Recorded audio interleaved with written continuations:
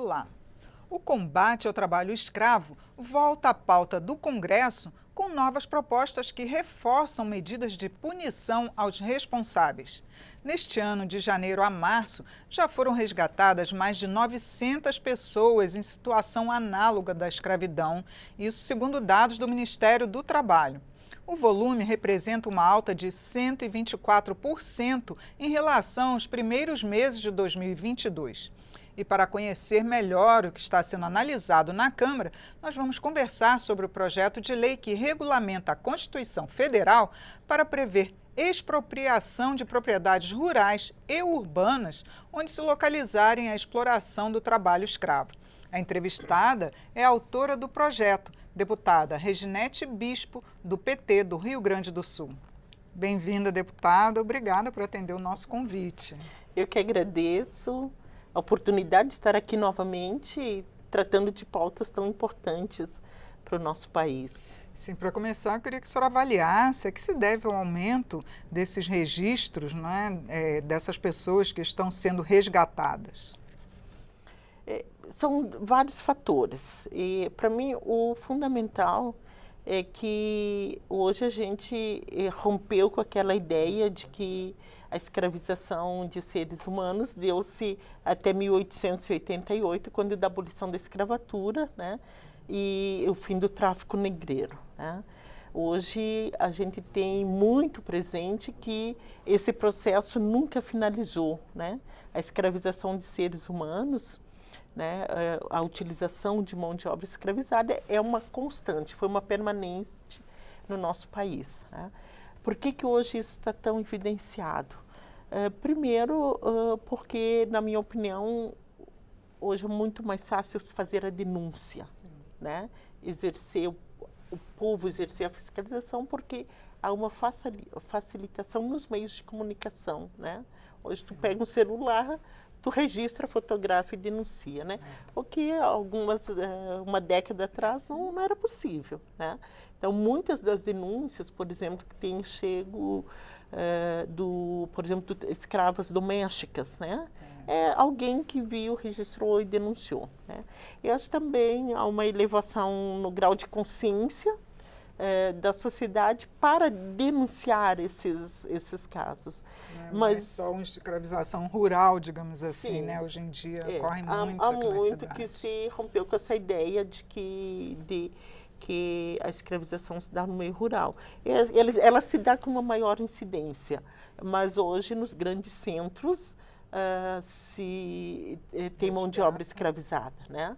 E o que chama atenção é que essa mão de obra ela está inserida em setores da economia, setores produtivos da economia organizados, estabelecidos, como nós tivemos no Rio Grande do Sul, o setor arrozeiro, o setor da viniticultura, né, dos fumageiros, da produção de maçã, são setores da economia bem estruturados.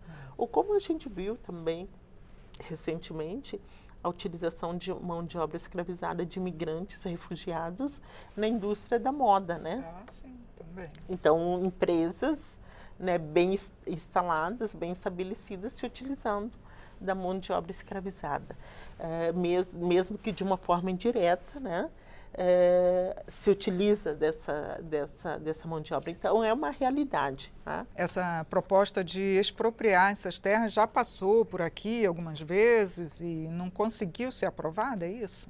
Eu quero retomar um pouquinho o que você coloca, quais são os fatores. Acho que outro fator importante hoje para ter essa visibilidade foi a reforma trabalhista, que tirou muitos direitos dos trabalhadores. É o trabalho intermitente, sim, é a carteira verde e amarela, né? Isso diminuiu a fiscalização e a responsabilização do empregador em relação aos trabalhadores. E o desmonte que houve na Justiça do Trabalho, né? Setores importantes da Justiça do Trabalho foram fechados, por pouco, né? A própria Justiça do Trabalho não é desativada, né? Então hoje tu tem um setor que está bastante fragilizado e isso impede, diminui obviamente a fiscalização sobre o setor e permitiu que as empresas pudessem avançar no sentido da desregulamentação do trabalho e da negação dos direitos trabalhistas, né? Então, isso, para mim, foi um fator determinante no último período, né? Nós tivemos aqui, recentemente, na Câmara dos Deputados, né, um deputado que propondo, né, o fim do Ministério Público do Trabalho, né, desses órgãos de controle e fiscalização. Acho que isso promoveu, né, a utilização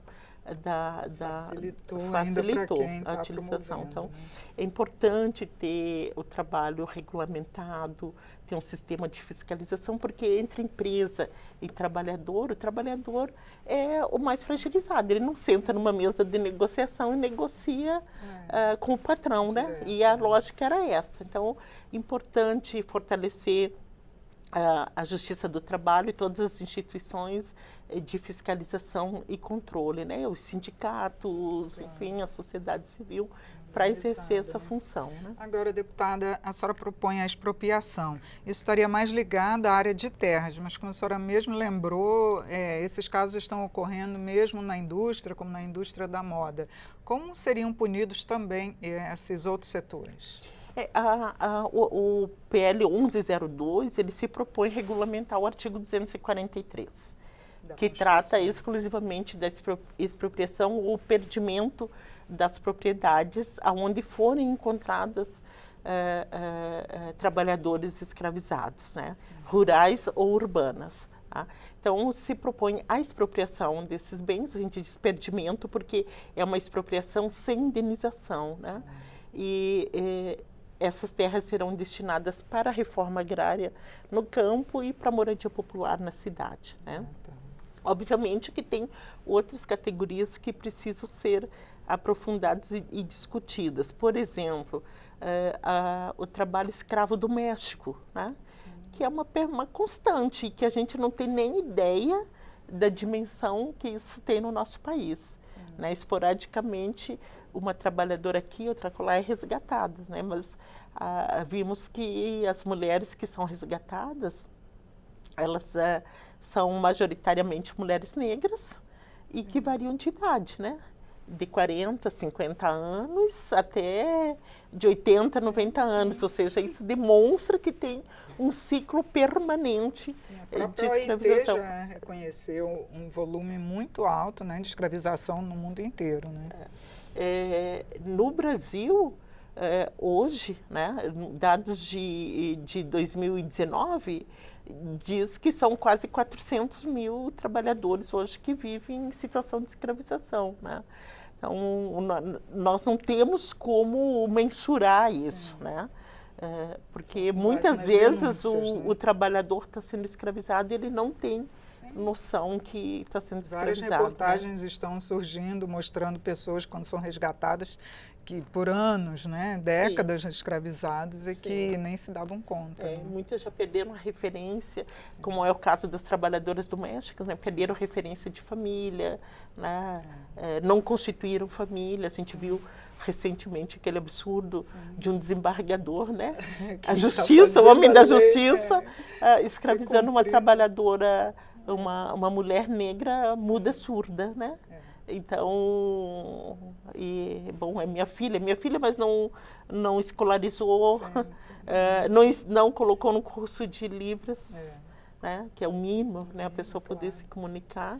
E é uma mulher jovem, né? Era uma mulher jovem.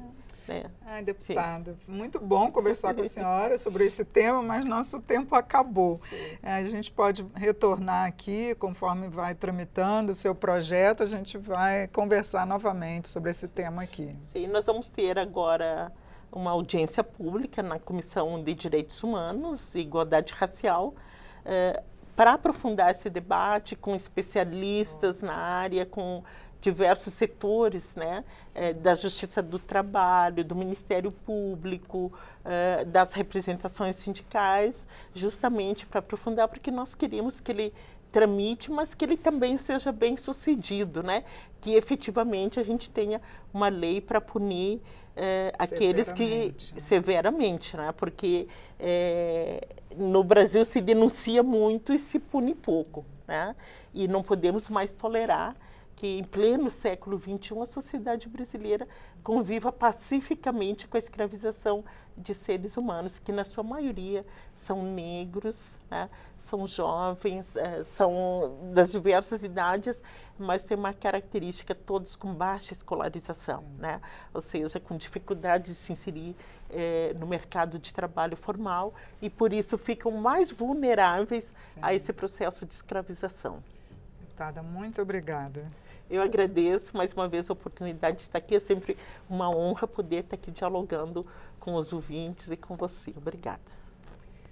Eu conversei sobre as propostas de combate ao trabalho escravo. Foi coautora de um dos projetos, deputada Reginete Bispo, do PT do Rio Grande do Sul. Eu sou Regina Assunção. Agradeço a sua audiência. Até a próxima.